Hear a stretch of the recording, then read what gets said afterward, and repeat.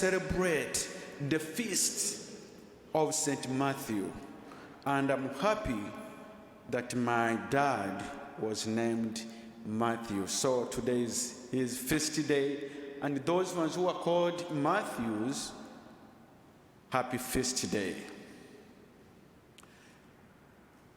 There was once a little boy who was very, very sick.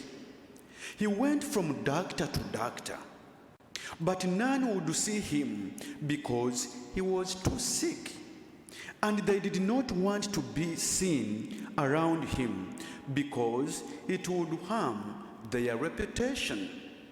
But finally, he found a doctor who would accept him while everyone else was shunning away from him.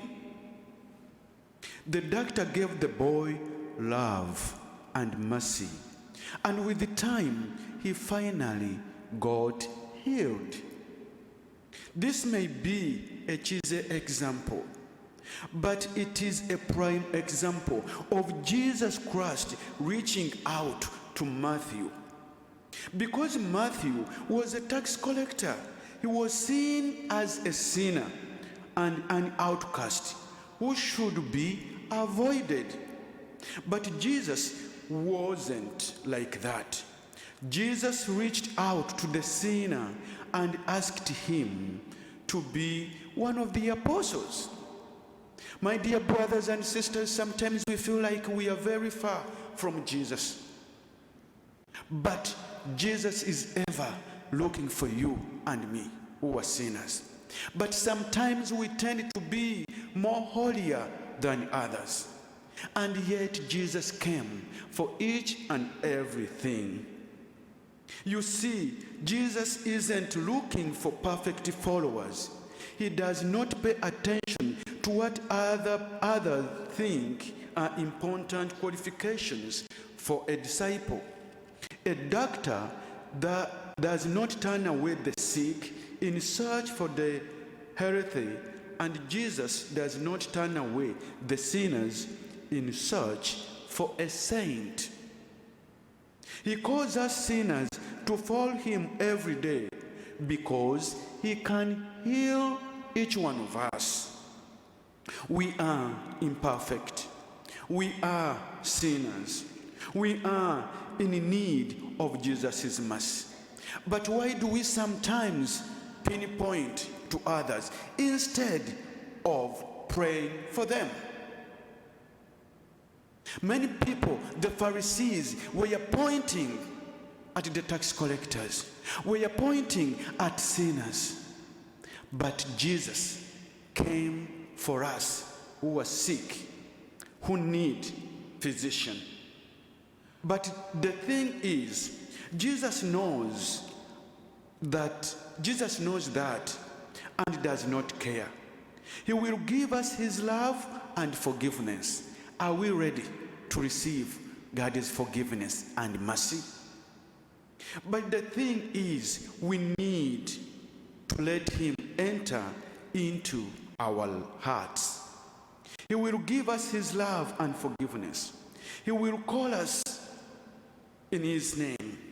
And the most important thing that we should take out of today's gospel is that when Jesus called Matthew to follow him, Matthew did.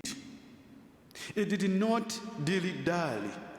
He didn't pause to consider if he wanted to leave his profitable profession. He just stood up and followed Christ.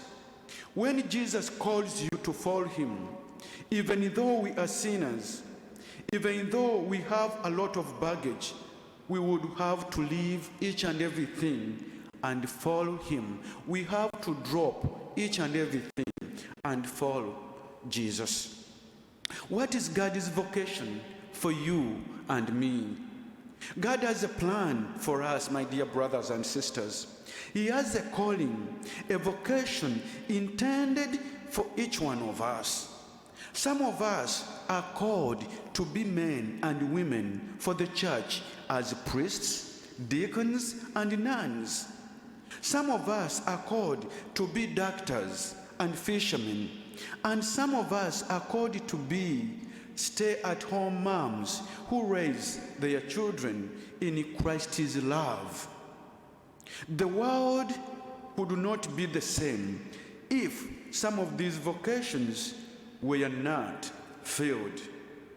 Can you imagine the chaos that would occur if we had no teachers, if we had no garbage men, if we had no military personnel?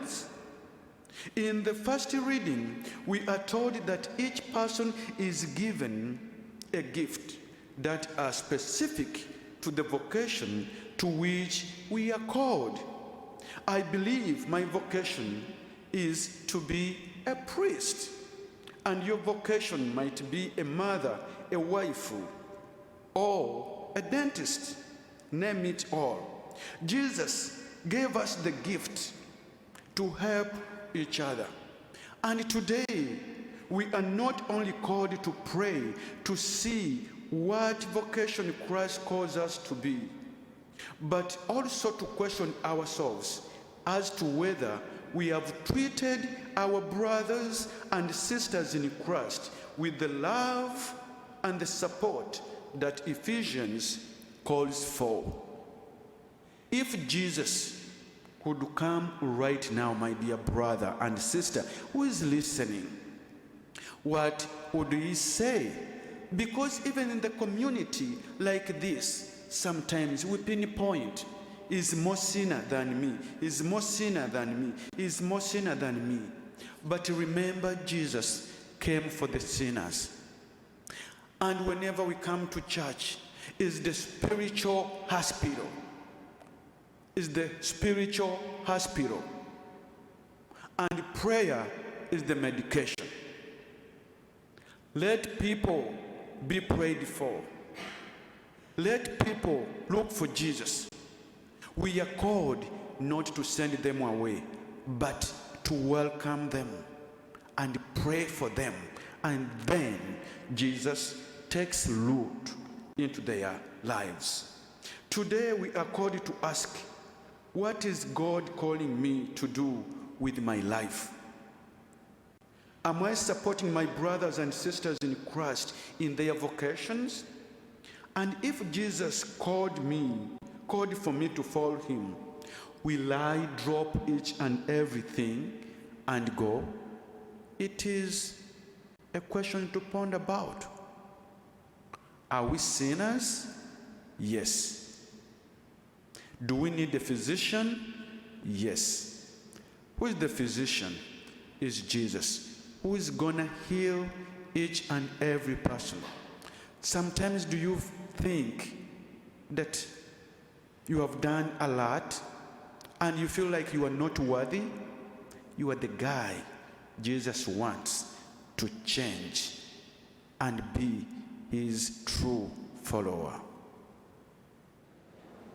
Hello, OLPH. My name is Mary Lynn Januszewski, and I'm the Director of Finance and Operations at Our Lady of Perpetual Help Parish in Glenview, Illinois. And this message comes to you with heartfelt gratitude and thanks for your ongoing generosity and support of OLPH Parish. This overwhelming generosity allows us to continue to serve and to minister to the parish community in so many different ways. So thank you, OLPH, for all you do. You are much appreciated.